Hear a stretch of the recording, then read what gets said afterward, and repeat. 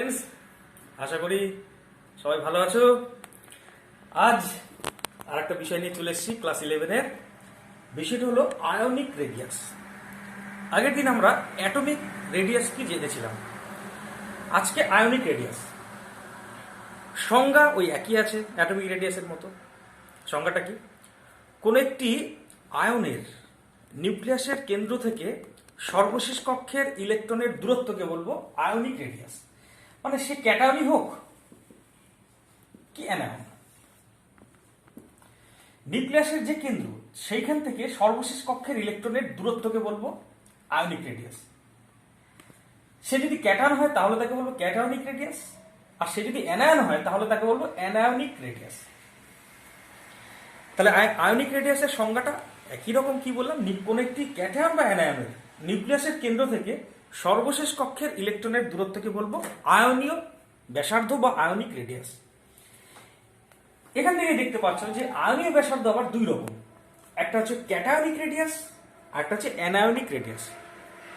এবার এদের সম্পর্কে ডিটেলসে আলোচনা করব। সবার প্রথমে ক্যাটায়নিক রেডিয়াস সম্পর্কে আলোচনা করছি। তো হেডিং করলাম ক্যাটায়নিক রেডিয়াস বা ব্যাসার্ধ, বাংলায় করছি বা ব্যাসার্ধ লিখলাম। ক্যাটায়নিক ব্যাসার্ধ কি? ক্যাটায়নিক ব্যাসার্ধের সংজ্ঞাটা আর আমি রিপিট করে একই কথা বারবার বলতে চাই না। ক্যাটায়নিক ব্যাসার্ধ এবং একটি পরমাণুর ব্যাসার্ধের মধ্যে আমি আগে তুলনা করে জিনিসটা বোঝাবো। প্রশ্ন আকারে লেখো, তোমরা সবাই নোট ডাউন করছো। প্রশ্ন আকারে লেখো যে কোন একটি পরমাণুর ব্যাসার্ধ থেকে ক্যাটায়নের ব্যাসার্ধ কেন ক্ষুদ্র হয়, সেটা আগে প্রশ্ন আকারে লেখো। তার অ্যান্সারটা বলবো, তাহলে আরো ডিটেলসে বুঝতে পারবে। কি বললাম? কোন একটি পরমাণুর থেকে ক্যাটায়নের ব্যাসার্ধ ছোট হয় কেন? তাহলে একটা উদাহরণ দিয়ে বলা যায়। এই পাশে লিখলাম, মনে করো কোন একটি পরমাণু, তাহলে লিখলাম পরমাণুর ব্যাসার্ধ, এই পাশে লিখলাম। আর এই পাশে লিখলাম ক্যাটায়নের ব্যাসার্ধ। এই দুজনের মধ্যে তুলনা। প্রশ্নটা তোমরা লিখে ফেলেছো কি না, পরমাণুর থেকে ক্যাটায়নের ব্যাসার্ধ কম। কেন কম সেটা এবার বলছি। একটা উদাহরণ দেওয়া যাক। মনে করো সোডিয়াম পরমাণু, হ্যাঁ, এখানে লিখলাম সোডিয়াম পরমাণু, আর এখানে লিখলাম তারই ক্যাটায়ন মানে Na+। তো সোডিয়াম পরমাণুর আমি একটা চিত্র অঙ্কন করতে চাই। দেখো তো সোডিয়ামের প্রোটন সংখ্যা কত তুমি জানো, 11টি। ইলেকট্রন সংখ্যা কত তুমি জানো, 11টি। তাহলে নিউক্লিয়াসের কেন্দ্রে থাকে 11টি প্রোটন যার চার্জ প্লাস, আর বিভিন্ন কক্ষপথে থাকে 11টা ইলেকট্রন। প্রথম কক্ষপথে থাকবে 2টো, পরের কক্ষপথে থাকবে 8টা, আর তার পরের কক্ষপথে থাকবে 1টা। তাহলে ইলেকট্রনগুলি কিভাবে আছে দেখা যাক। প্রথম কক্ষপথে আছে 2টো ইলেকট্রন, তার পরের কক্ষপথে আছে দেখো 8টা, 3, 4, 5, 6, 7, 8টা, আর শেষ কক্ষপথে আছে আর একটা ইলেকট্রন। এবার এই পরমাণু থেকে যখন ক্যাটায়ন উৎপন্ন হবে, তাহলে পরমাণুর শেষ কক্ষ থেকে একটি ইলেকট্রন বেরিয়ে যাবে। মানে কোন ইলেকট্রনটা বেরোবে দেখো, এই ইলেকট্রনটা। তবে গিয়ে Na+ ক্যাটায়ন তৈরি হবে। তাহলে এখানে দেখো তো, এখানে একই রকম ভাবে প্রোটন কটা আছে? প্রোটন সেই 11টাই আছে, প্রোটনের কোনো চেঞ্জ হয়নি। কিন্তু মাই ডিয়ার ফ্রেন্ড, একটা ইলেকট্রন কমে গেছে। ইলেকট্রন কোনটা কমে গেছে? শেষ কক্ষের ইলেকট্রনটা বেরিয়ে গেছে। তাহলে ইলেকট্রন সংখ্যাটা আমি 11 লিখবো না, আমি লিখবো ইলেকট্রন সংখ্যা 10টি। এবার এই ক্যাটায়নটিরও আমি ছবি অঙ্কন করছি। দেখো এইটা যথারীতি সেই নিউক্লিয়াস, তার মধ্যে আছে 11টা প্রোটন, তার চার্জ সেই প্লাস, তার চারপাশে প্রথম কক্ষপথে আছে 2টো ইলেকট্রন, পরের কক্ষপথে আছে 8টা ইলেকট্রন, এই 10টা ইলেকট্রন। তাহলে ইলেকট্রনগুলিকে দেখা যাবে। প্রথম কক্ষপথে 2টি ইলেকট্রন, শেষ কক্ষপথে এখন আছে 4, 5, 6, 7, 8টি। তাহলে কি ঘটনা ঘটলো একদম খুব সংক্ষেপে বলি। কোন একটা পরমাণু যখন ক্যাটায়নে পরিণত হলো, পরমাণুটির সর্বশেষ কক্ষের ইলেকট্রনটা বেরিয়ে গেছে। এবার দেখো তো, সর্বশেষ কক্ষ বলতে কি এই শেষ কক্ষটা মানে তৃতীয় কক্ষ দাঁড়াচ্ছে না, সর্বশেষ কক্ষটা মানে কিন্তু এখন দ্বিতীয় কক্ষ। যখন একটা পরমাণু ক্যাটায়নে পরিণত হলো দেখো, তখন তার শেষ কক্ষের ইলেকট্রনটা বেরিয়ে যাওয়ার কারণে এখন সর্বশেষ কক্ষ কোনটা হলো? তার সর্বশেষ কক্ষের আগের কক্ষটা এখন সর্বশেষ কক্ষ হলো। এই কারণে ব্যাসার্ধ ছোট হয়ে যায়। দেখো তো সোডিয়াম পরমাণুর ক্ষেত্রে কটা কক্ষপথ ছিল? একটা, দুটো, তিনটে। এখন দেখো তো Na প্লাসের ক্ষেত্রে মোট কটা কক্ষপথ আছে? একটা, দুটো। যেহেতু কক্ষপথ সংখ্যা কমে গেছে, তাহলে ক্যাটায়নের ব্যাসার্ধ অবশ্যই কম হবে। ঠিক আছে, খুব সিম্পল ভাবে বলতে গেলে এটা সোডিয়াম পরমাণু ছিল, এখন এই যখন একটা ইলেকট্রন ছিল, মানে এই ইলেকট্রনটা বেরিয়ে গেছে, তাহলে এখন এর সর্বশেষ কক্ষ বলতে এইটা। যেহেতু একটা কক্ষপথ কমে গেছে, তাই উৎপন্ন ক্যাটায়নের ব্যাসার্ধ অলওয়েজ পরমাণুর ব্যাসার্ধ থেকে কম হবে। ঠিক আছে, এইটা একটা কারণ। দুটো কারণ আছে, একটা কারণটা, প্রথম কারণটা আমি আরেকবার সংক্ষেপে বলছি। যখন কোন একটি পরমাণু থেকে ক্যাটায়ন উৎপন্ন হয়, তখন পরমাণুটির সর্বশেষ কক্ষের সব কয়টি ইলেকট্রন অপসারিত হয়। ফলে পরমাণুটির সর্বশেষ কক্ষের ঠিক আগের কক্ষটি ক্যাটায়নের ক্ষেত্রে সর্বশেষ কক্ষে পরিণত হয়। ফলে কক্ষ সংখ্যা কমে যায়, তাই পরমাণুর থেকে ক্যাটায়নের ব্যাসার্ধ ছোট হয়। এটা প্রথম কারণ হলো। এবার আসি দ্বিতীয় কারণ। দ্বিতীয় কারণটা আরো ইন্টারেস্টিং। দেখো, পরমাণু বা ক্যাটায়ন দুজনের ক্ষেত্রেই দেখো প্রোটন সংখ্যা সেম, ইলেকট্রন সংখ্যা কমে গেছে। তাহলে সেম সংখ্যক প্রোটন কম সংখ্যক ইলেকট্রনকে আরো জোরে টানবে, তাই নয় কি? আগে তো দেখো সোডিয়াম পরমাণুর ক্ষেত্রে 11টা প্রোটন টানছিল 11টা ইলেকট্রনকে, কিন্তু Na প্লাসের ক্ষেত্রে 11টা প্রোটন টানবে 10টা ইলেকট্রনকে। তার ফলে 11টা প্রোটন আরো জোরে 10টা ইলেকট্রনকে টানবে। এই কারণে কিন্তু পরমাণুর থেকে ক্যাটায়নের ব্যাসার্ধ ছোট হয়। তাহলে এইটাকে একটু সাজিয়ে গুছিয়ে বলা যায়। যখন কোন একটি পরমাণু থেকে ক্যাটায়ন উৎপন্ন হয়, তখন ইলেকট্রন সংখ্যা কমে যায়, প্রোটন সংখ্যা একই থাকে। ফলে একই সংখ্যক ইলেকট্রন, একই সংখ্যক প্রোটন কম সংখ্যক ইলেকট্রনকে অধিক বলে আকর্ষণ করবে। আরেকবার রিপিট করছি, যখন একটি পরমাণু থেকে ক্যাটায়ন উৎপন্ন হয়, তখন প্রোটন সংখ্যা একই থাকে, কিন্তু ইলেকট্রন সংখ্যা কমে যায়। ফলে সমসংখ্যক প্রোটন কম সংখ্যক ইলেকট্রনকে অধিক শক্তিতে আকর্ষণ করবে। তার ফলে কিন্তু সর্বশেষ কক্ষের ইলেকট্রনগুলি কাছে চলে আসবে, উৎপন্ন ক্যাটায়নের ব্যাসার্ধ ছোট হবে। একটা বিষয় নিয়ে আলোচনা করা হয়ে গেল, মানে আমাদের আলোচনা হয়ে গেল ক্যাটায়নিক ব্যাসার্ধ নিয়ে আলোচনা কমপ্লিট। এবার আসবো অ্যানায়নের ব্যাসার্ধ নিয়ে আলোচনায়, মানে পরের দিকে। তাহলে এরপরে আমাদের আলোচ্য বিষয় হচ্ছে দ্বিতীয়টি, মানে অ্যানায়নের ব্যাসার্ধ। হেডিং করলাম অ্যানায়নের ব্যাসার্ধ।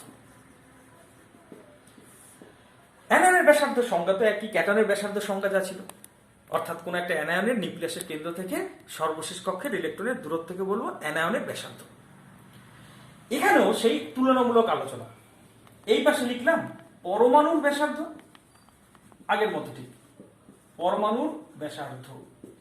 এই পাশে লিখলাম অ্যানায়নের ব্যাসার্ধ, অ্যানায়নের ব্যাসার্ধ। আগে আমি প্রশ্ন বলছি, ঠিক আগের মতো প্রশ্নটা তোমরা লিখবে, তারপরে অ্যান্সারটা তোমরা লিখবে, আমি বুঝিয়ে দেবো, অ্যান্সারটা তোমরা লিখবে, কিন্তু প্রশ্নটা আগে লেখো যেভাবে বলছি। পরমাণুর থেকে অ্যানায়নের ব্যাসার্ধ বেশি হয় কেন? ঠিক আছে, পরমাণুর থেকে অ্যানায়নের ব্যাসার্ধ বেশি হয় কেন? উত্তরটা বলছি এবার আমি একটা উদাহরণ দিয়ে বলি। মনে করো এখানে আছে ক্লোরিন পরমাণু। ক্লোরিন পরমাণুর প্রোটন সংখ্যা জানো কটা? 17টি। ইলেকট্রন সংখ্যাও 17টি।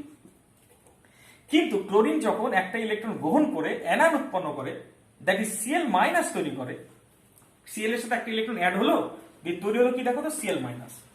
সেখানে প্রোটন সংখ্যা আছে দেখো 17টি, ঠিক আছে, কিন্তু ইলেকট্রন সংখ্যা মাই ডিয়ার ফ্রেন্ড একটা বেড়ে গেছে। 17 থেকে একটা বেড়ে গেলে কত হলো দেখো তো বাবা? 18টি। এবার এখানেই আসে আমাদের যুক্তিটা। এবার ছবি এঁকে বোঝানোর চেষ্টা করছি। মনে করো এইটা ক্লোরিন পরমাণু, এইটা হচ্ছে নিউক্লিয়াস। নিউক্লিয়াসের প্রোটন আছে 17টি, যেটা প্লাস। 17টি ইলেকট্রন আছে, প্রথম কক্ষে 2টি, পরের কক্ষে 8টি, তারপরের কক্ষে 7টি। তাহলে ইলেকট্রনগুলিকে আমি দেখিয়ে ফেলি। প্রথম কক্ষে 2টি ইলেকট্রন, 1 2 3 4 5 6 7 8টি। পরের কক্ষে আছে 7টি, 1 2 3 4 5 6 7। এইটা হচ্ছে ক্লোরিনের পরমাণুর গঠন। এ যখন অ্যানায়ন তৈরি করবে, একটা ইলেকট্রন অ্যাড হবে। কোথায় অ্যাড হবে? শেষ কক্ষপথে। তাহলে সেক্ষেত্রে চিত্রটা কেমন হবে দেখো। এই হচ্ছে নিউক্লিয়াস, তার মধ্যে আছে 17টি প্রোটন প্লাস। প্রথম কক্ষে থাকবে 2টি, পরের কক্ষপথেও থাকবে 2টি, তারপরের কক্ষপথে থাকবে কিন্তু প্রথম কক্ষপথে 2টি, পরেরটায় 8টি, তারপরটা 8টি। তাই নয় কি? দেখো, প্রথম কক্ষে 2টি ছিল, 2টিই থাকবে। তারপরের কক্ষপথে 8টি ছিল, 1 2 3 4 5 6 7 8। তারপরের কক্ষপথে মানে শেষ কক্ষপথে আগে ছিল কিন্তু 7টি, এখন আরেকটি যোগ হয়ে গেল 8টি। 1 2 3 4 5 6 7 এই 8। ঠিক আছে, এই হচ্ছে ঘটনা। এটা প্রোটন, এটা পরমাণু, এইখান থেকে অ্যানায়ন উৎপন্ন হলো। এবার ব্যাখ্যা করব কেন এর থেকে এর ব্যাসার্ধটা বেশি। এরও আবার দুটো কারণ আছে। প্রথম কারণটা আমি এখানে উল্লেখ করছি, ফার্স্ট কারণ বলছে কোন একটি পরমাণুর সর্বশেষ কক্ষে যখন একটি অতিরিক্ত ইলেকট্রন আনা হলো, মনে করে এই ইলেকট্রনটাকে অতিরিক্ত নিয়ে আসা হয়েছে, তখন শেষ কক্ষে আগের থেকে যে কটা ইলেকট্রন ছিল তাদের মধ্যে এবং ওই অতিরিক্ত ইলেকট্রনটির মধ্যে বিকর্ষণ বলের সৃষ্টি হয়। হ্যাঁ, বিকর্ষণ বল সৃষ্টি হবে কারণ এরা সবাই একই আধান বস্তু, তার মানে তাদের মধ্যে বিকর্ষণ বলের সৃষ্টি হবে। এই বিকর্ষণ বলের কারণে কিন্তু সর্বশেষ কক্ষের ইলেকট্রনগুলি পরস্পর থেকে দূরে সরে যায়, ফলে সর্বশেষ কক্ষটি প্রসারিত হয়। এই কারণে পরমাণুর থেকে অ্যানায়নের ব্যাসার্ধ বড় হয়। তাহলে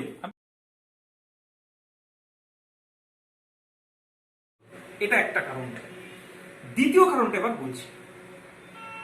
দেখো তো, পরমাণুর ক্ষেত্রে প্রোটন সংখ্যা কত ছিল? 17টি ক্লোরিনের ক্ষেত্রে। অ্যানায়নের ক্ষেত্রে প্রোটন সংখ্যা কটা ছিল? 17টি। কিন্তু পরমাণুর ক্ষেত্রে ইলেকট্রন সংখ্যা 17টি, কিন্তু অ্যানায়নের ক্ষেত্রে ইলেকট্রন সংখ্যা 18টি। পরমাণু আর অ্যানায়নের মধ্যে ইলেকট্রন সংখ্যা সেম আছে। পরমাণু এবং অ্যানায়নের মধ্যে প্রোটন সংখ্যা একই আছে, কিন্তু ইলেকট্রন সংখ্যা কিন্তু অ্যানায়নের ক্ষেত্রে বেড়ে গেল। ফলে ওই একই সংখ্যক প্রোটন অধিক সংখ্যক ইলেকট্রনকে আর অতটা জোরে আকর্ষণ করতে পারে না।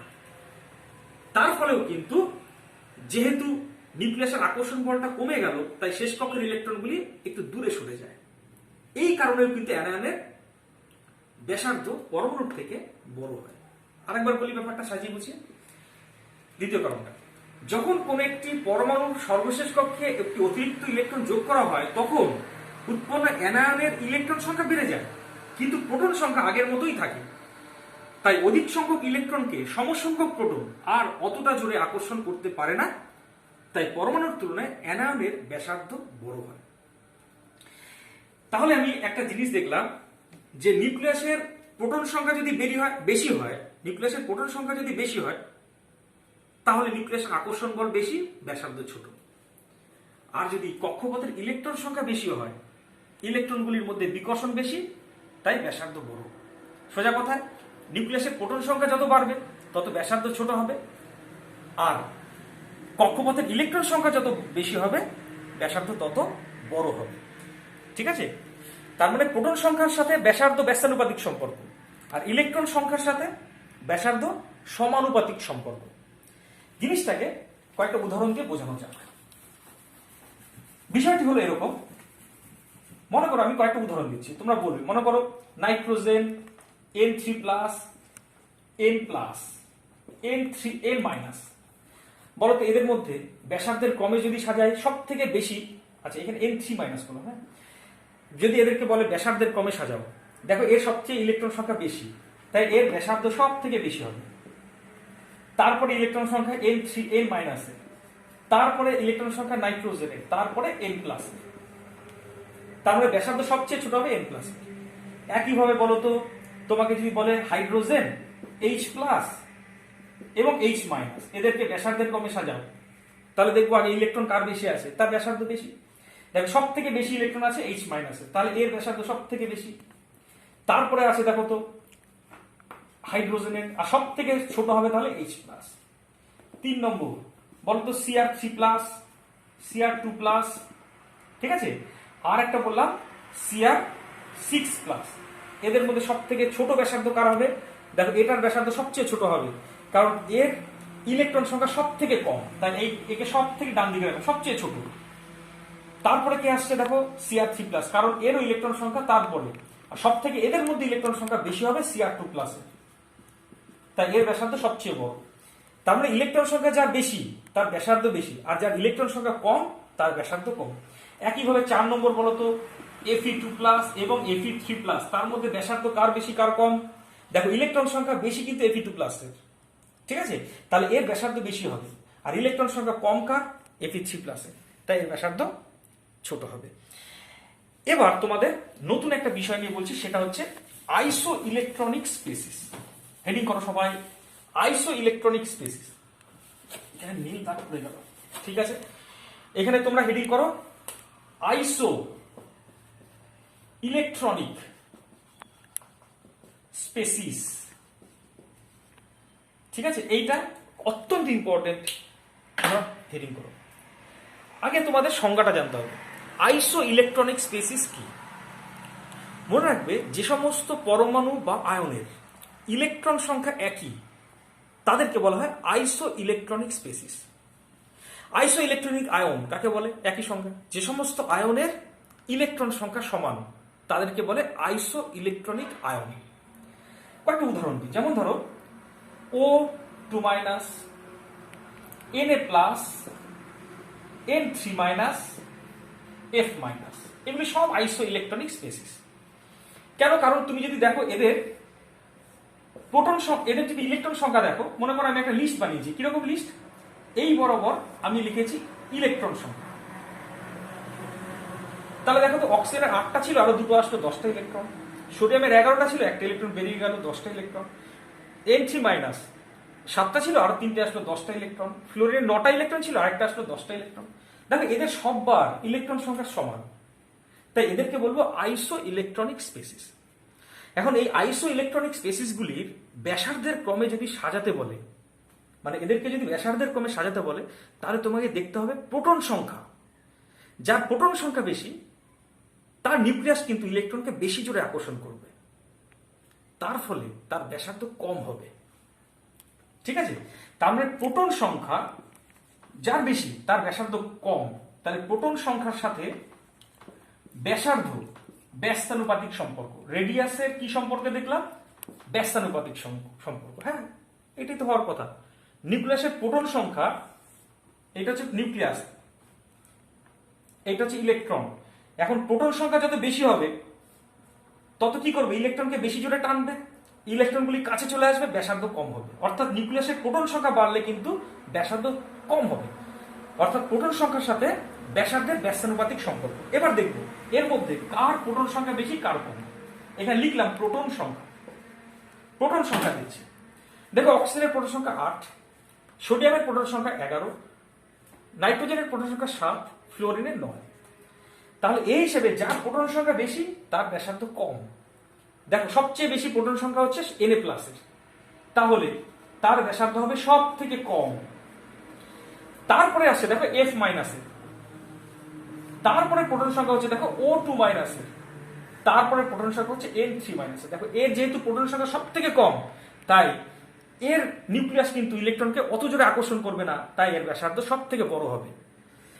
আরেকটা বলছি, তোমরা নিজেরা করবে। এটা তো 1 নম্বর বললাম, দ্বিতীয় আরেকটা বলছি, তোমরা ট্রাই করো। যেমন ধরো S2-, Cl-, P3-, ঠিক আছে, K+, আরেকটা দিয়ে দিলাম Ca2+। এদেরকে তোমাকে সাজাতে হবে ব্যাসার্ধের ক্রম। তাহলে ওই আগের নিয়মই বললাম, যেরকম সেরকম ভাবে করবো। কি করবে তুমি? কি করবে? এখানে প্রোটন সংখ্যা, এখানে লিখলাম প্রোটন, ঠিক আছে, একইভাবে সাজাবে। এখানে কি লিখবো? ইলেকট্রন। তাহলে প্রোটন সংখ্যা বার করবো। আচ্ছা, তুমি উপরটা আগে ইলেকট্রন করেছিলে, এখানে আগে ইলেকট্রন করবো। তাহলে এখানে লিখলাম মনে করো ইলেকট্রন, এখানে লিখলাম প্রোটন। আচ্ছা, প্রোটন প্রথমে ইলেকট্রন সংখ্যা, সালফারের 16 ছিল, আরো 2টো আসলো 18। ক্লোরিনের 17টা ইলেকট্রন ছিল, আরেকটা আসলো 18। ফসফরাসের 15 আর 3 18। পটাশিয়ামের 19 ছিল, একটা বেরিয়ে গেছে, 18। ক্যালসিয়ামের 20 ছিল, 2টো ইলেকট্রন বেরিয়ে গেছে, 18। অর্থাৎ এরা সবাই কিন্তু আইসো ইলেকট্রনিক স্পেসিস, মানে ওদের প্রত্যেকের ইলেকট্রন সংখ্যা সমান। এবার দেখো প্রোটন সংখ্যা। দেখো সালফারের প্রোটন সংখ্যা 16, ক্লোরিনের 17, ফসফরাসের 15, পটাশিয়ামের 19, ক্যালসিয়ামের 20। তাহলে দেখবো এবার যার প্রোটন সংখ্যা বেশি তার নিউক্লিয়াসের আকর্ষণ ক্ষমতা বেশি, তার ব্যাসার্ধ কম। তাহলে দেখো তো প্রোটন সংখ্যা সব থেকে বেশি Ca2+ এর, তাহলে ক্রমে যদি সাজাই সব থেকে ব্যাসার্ধ কম কার হবে দেখো তো Ca2 প্লাসের। Ca2 প্লাসের ব্যাসার্ধ সব থেকে কম, কারণ এর প্রোটন সংখ্যা সবচেয়ে বেশি। তারপরে আসবে K প্লাস, তারপরে আসবে 17 মানে Cl মাইনাস, তারপরে আসবে দেখো S2 মাইনাস, তারপরে আসবে সব থেকে বড় ব্যাসার্ধ কার হবে দেখো তো P3 মাইনাস। কেন নিশ্চয় বুঝতে পেরেছ? কারণ ফসফরাসের প্রোটন সংখ্যা সব থেকে কম, তাই নিউক্লিয়াসের আকর্ষণ ক্ষমতা সব থেকে কম, তাই এর কিন্তু ব্যাসার্ধ সব থেকে বেশি হবে। আর Ca2 প্লাসের নিউক্লিয়াসের প্রোটন সংখ্যা সব থেকে বেশি, তাই এর নিউক্লিয়াসের আকর্ষণ ক্ষমতাও বেশি, তাই এর ব্যাসার্ধ সব থেকে কম। এই হচ্ছে আইসো ইলেকট্রনগুলির ব্যাসার্ধের ক্রম। অত্যন্ত ইম্পর্টেন্ট জিনিস বললাম, দেখবে যেই মেইনে এগুলো অত্যন্ত ইম্পর্টেন্ট, পরীক্ষা প্রতি বছর আসে, তুমি যেই মেইন বলো যেই অ্যাডভান্স বলো এগুলো আসে খুব, তোমরা অত্যন্ত কেয়ারফুলি করবে। এই ভিডিওতে আজকে এই পর্যন্তই, বাকিটা পরের দিন।